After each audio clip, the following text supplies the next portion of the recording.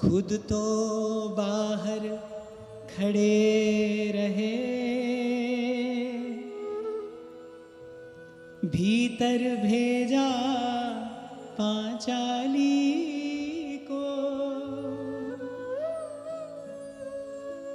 और मैं देवी याज्ञसेनी के पवित्र चरणों में भी प्रणाम करूं। आधी रात का समय श्री कृष्ण ने कहा कि कृष्णा उठो चलें। द्रौपदी ने ये नहीं पूछा कहां चलना है। शत्रु के शिविर की ओर श्री कृष्ण लेकर जा रहे हैं। इसे विश्वास कहते हैं, जागृत विश्वास। मन में कोई प्रश्न नहीं, मंद मंद मुस्कुराते कन्हैया चल रहे हैं और वैसे ही मंद मंथर गति से श्री कृष्ण के पावन चरणों का अनुगमन करते हुए देवी याज्ञसेनी चल रही है। और पितामह के शिविर के बाहर पहुंचे। खुद तो बाहर खड़े रहे, भीतर भेजा पांचाली को। यतिवर बाबा के चरणों में जाकर अपना मस्तक रख दो। बोले कुछ नहीं करना, बस भीतर जाना। वो समाधि में बैठे होंगे, वो ध्यान में बैठे होंगे। द्रौपदी ने कहा कि ध्यान में ही होंगे, आप कैसे जानते हैं? श्री कृष्ण ने मन में विचार किया, अरे मेरे ही ध्यान में तो बैठे हैं, तुम जाओ। वो ध्यान में बैठे होंगे और यतिवर बाबा के चरणों में और जाकर अपना मस्तक रख दो। अर्धरात्रि की बेला में बाबा की लगी समाधि थी, मन हरि चरणों में रमता था।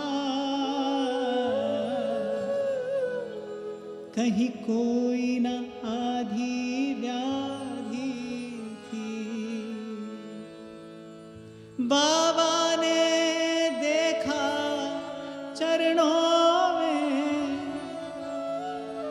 झुकती कोई सधवा नारी है। दीपक का प्रकाश।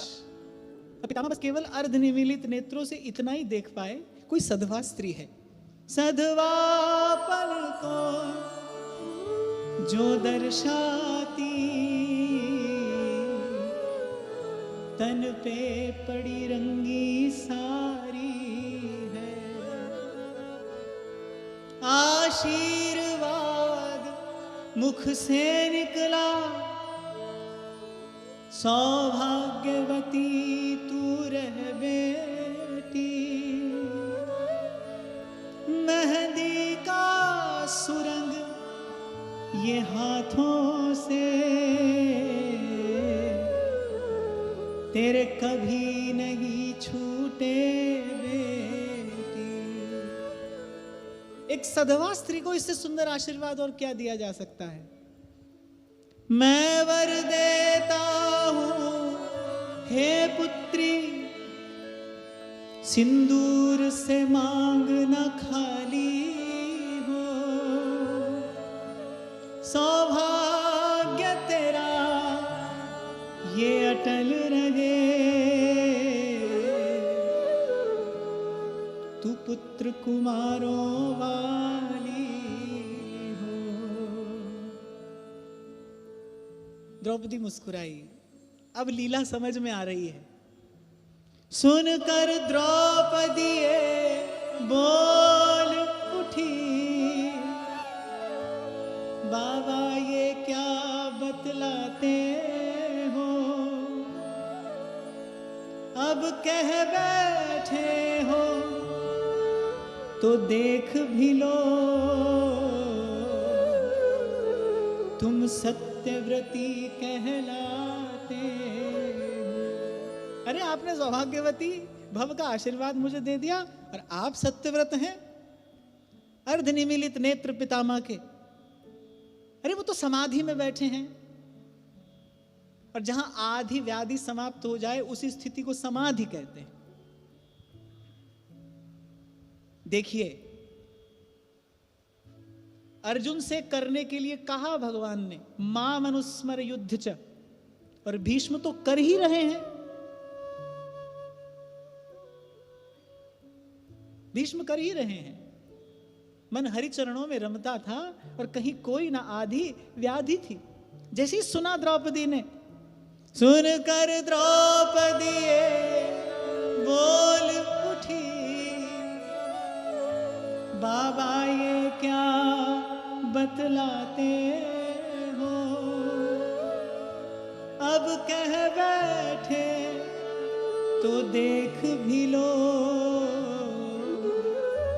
तुम सत्यव्रती कहलाते हो। मेरे पांचों पतियों में से यदि एक भी मारा जाएगा, आशीर्वाद क्या फिर बाबा,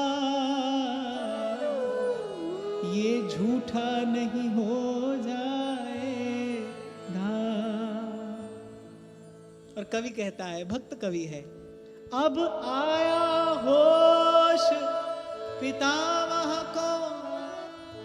तो जब माला थी हाथ में, हाथों से माला छूट गई, हरि के चरणों में लगी हुई, वो सहज समाधि टूट गई। और पितामह बोले, बेटी, तेरे प्रश्नों का उत्तर पीछे दे पाऊंगा। कल होगा क्या रणभूमि में, निर्णय पीछे ले पाऊंगा। पितामह ने कहा, बेटी जो होना था सो तो हो गया, अब कल रणभूमि में क्या होगा ये निर्णय तो मैं बाद में लूंगा, पर एक बात खटकती है पुत्री, और मुझे चकित है कर डाला। बोलो बेटी, वो कहाँ छुपा इस समय तुझे लाने वाला।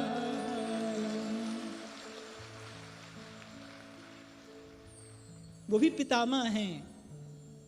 मेरे महाप्रभु जब सुधा निधि का मंगलाचरण करते हैं तो कह रहे हैं, यो ब्रह्म रुद्र शुक नारद भीष्म मुख्यैरालक्षितो न सहसा पुरुषस्य तस्य। परम भागवत हैं भीष्म।